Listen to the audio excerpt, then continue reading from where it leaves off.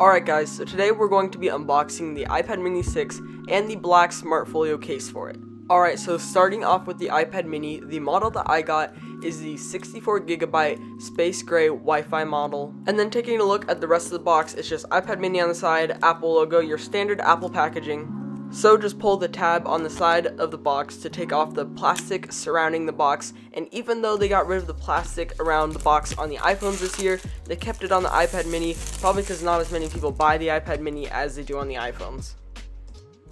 And then lifting up the top box to reveal the iPad mini itself. It's wrapped in like this paper-like wrapper that surrounds the whole thing, but we'll just set that off to the side for now and take a look at what's in the rest of the box.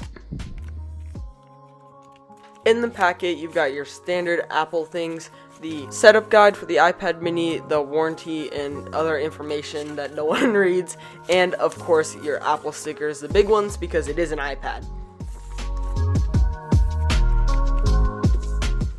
Now for the rest of the box, you've got your 20-watt USB-C wall adapter.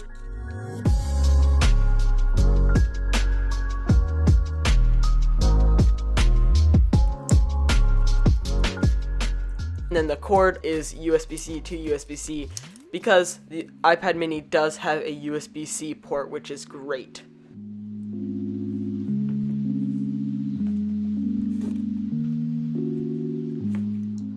Okay, now taking a look at the iPad mini itself. Peel off the satisfying paper plastic wrap and taking it out of the packaging. And first thing I notice is that it is pretty thin and light. It reminds me just of the iPad Air, but a little bit smaller. And now let's unbox the Smart Folio case to put on it. So you can just pop the top out like that, it's simple, no seals or anything, and you're immediately greeted by the case itself, nothing else in the box. And it has a little paper cardboard insert to keep it upright. And then it of course magnetically attaches to the back of the iPad mini super easily and super clean and nice and thin. It keeps the thinness and feels like I'm not using a case, but still protects it from like scratches and stuff. That's the main reason I got it, because I'm not really taking it anywhere. All of the sides are exposed on it, which I'm not really worried about, and also of course once I set it up, it will automatically turn on and off when I open and close the case. That's the smart feature of it. Alright, so I've been using my iPad mini 6 for about 24 hours now, and so I'm just going to give you my first impressions of it and what I think of it. There will be a full review coming soon, but yeah, for now, just my first impressions. I love it. I think it's the perfect device and iPad for me. The main reason that I wanted it is for mostly just in bed watching Disney Plus or Netflix or YouTube, or basically just anytime when I'm home I want a bigger screen for consuming content, and that's basically all that I wanted it for, which doesn't seem like much, but also that is what I mostly do on my phone, is watch YouTube and Disney Plus and stuff.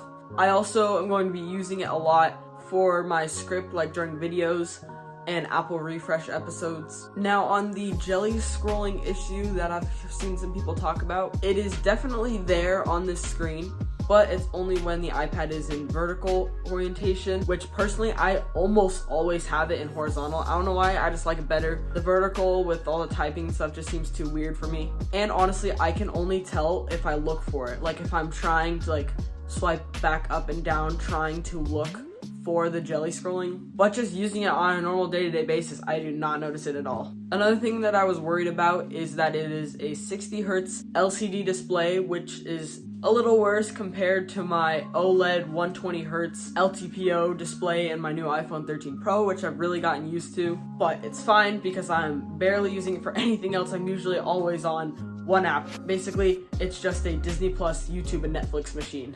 And I do use it for some productivity stuff. Some of the stuff is just like keep track of financial things. But yeah, personally, the screen size for me is perfect. It might not be for you, but for me, it's everything I wanted. I just wanted a bigger version of my phone, essentially. I didn't want it to feel like a computer. I didn't want to attach a keyboard to it. I did not want to have a pencil, but I might get one now. It's really tempting. And also the Touch ID and the power button is a new thing for me. I didn't have the iPad Air or anything, so it was a while since I used Touch ID, but I got used to it really fast. It's not a problem at all.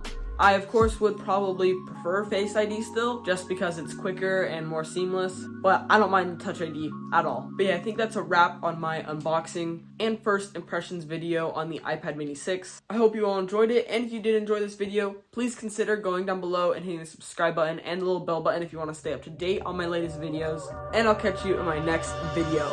Peace!